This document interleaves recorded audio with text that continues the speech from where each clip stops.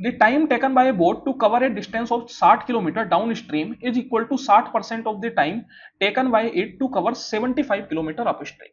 बोला जा रहा है कि एक बोट को डाउन 60 किलोमीटर डाउन स्ट्रीम जाने में जो समय लगता है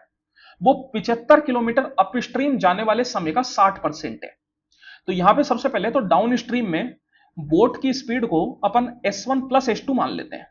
और अप स्ट्रीम में बोट की स्पीड को अपन S1 माइनस S2 मान लेते हैं, जहां पर S1 है बोट की स्पीड रुके हुए पानी में और S2 है पानी की स्पीड। देखिए डाउन स्ट्रीम का मतलब क्या होता है कि जिस दिशा में नदी जा रही है, जब जिस दिशा में नदी जा रही है उसी दिशा में अगर अपन जाएंगे तो नदी जो है वो अपनी स्पीड को बढ़ा देगी, अपनी स्पीड में वो खुद की स्पीड भी ऐड कर देगी, तो जो अपनी ओवरऑल स्पीड है वो S1 प्लस S2 बन जाएगी। लेकिन अप स्ट्रीम का मतलब होता है विपरीत दिशा में, तो जिस दिशा में नदी जा रही है उसके विपरीत दिशा में जब अपन जाएंगे तो नदी अपनी स्पीड को कम करेगी, अपन को रोकने की कोशिश करेगी, तो वो अपनी स्पीड को अपने में से घटा देगी, मतलब S1 माइनस S2 हो जाएगी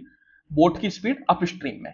अब यहां पे आप देखिए बोला जा रहा था टाइम की बात की जा रही है, टाइम इक्वल टू क्या होता है डिस्टेंस अपॉन स्पीड, तो 60 किलोमीटर और स्पीड कितनी जा रही है S1 प्लस S2, तो ये हो गया डाउन स्ट्रीम का टाइम। और 75 किलोमीटर काई में जा रहे हैं अप स्ट्रीम में, अप स्ट्रीम में जो स्पीड है वो क्या है S1 माइनस S2।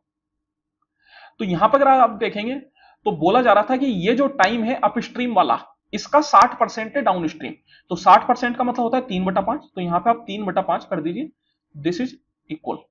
तो यहां पे सोल्व कर लेते हैं अपन। सबसे पहले तो देखिए 15 से 5 बार में और 15 से 4 बार में, ये 5 से 5 आपका कैंसिल आउट हो जाएगा। तो यहां पे अगर मैं क्रॉस मल्टीप्लाई करूं तो अपने पास बन गया 4S1 minus 4S2 equal to 3S1 plus 3S2। तो ये 4 minus 1 that is S1 equal to आ गया 7S2। तो S1 और S2 का जो रेशियो है वो आ जाएगा आपके पास 7:1 का। मतलब अगर बोट की स्पीड रुके हुए पानी में 7 यूनिट है तो नदी की स्पीड हो गई 1 यूनिट। अब आपसे बोला था कि भैया स्ट्रीम की जो स्पीड है वो 4 किलोमीटर पर आवर है, मतलब 1 यूनिट की वैल्यू हो गई 4 किलोमीटर पर आवर, तो 7 यूनिट की वैल्यू क्या हो जाएगी, तो S1 इक्वल टू आ गया आपके पास 7 चौको 28 किलोमीटर पर आवर, और S2 क्या है, S2 है 4 किलोमीटर पर आवर।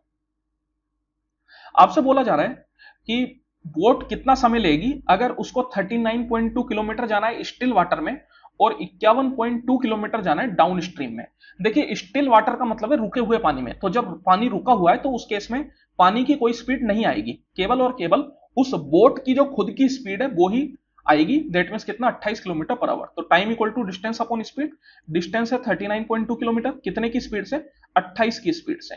प्लस फिर यहां पर 51.2 किलोमीटर का डिस्टेंस है, लेकिन यहां पर ये डाउन स्ट्रीम में जा रहा है, और डाउन स्ट्रीम मतलब S1 प्लस S2, तो 28 प्लस 4 दैट इज 32। तो यहां पे अपन को इसको सोल्व करना है, चलिए सोल्व करते हैं। सबसे पहले तो ये 28 का एक बार में चला जाएगा, 39 माइनस 28 अगर आप करेंगे तो कितना आ जाएगा, 2 और 9 11, तो ये बन गया अपने पास 112, और 28 का 4 बार में हो जाता है 112, तो ये तो आ गया अपने पास 1.4 घंटा। और यहां पे अगर मैं बात करूं तो सबसे पहले ये 32 का ये भी एक बार में, 51 माइनस 32 अगर आप करेंगे तो कितना आ जाएगा, 18 और 1 19, 19 का मतलब ये बन गया 192, और 32 का 6 बार में हो जाता है 192, तो ये आ गया 1.6, तो मिला के कितना हो गया 3 आवर्स। Option number 1।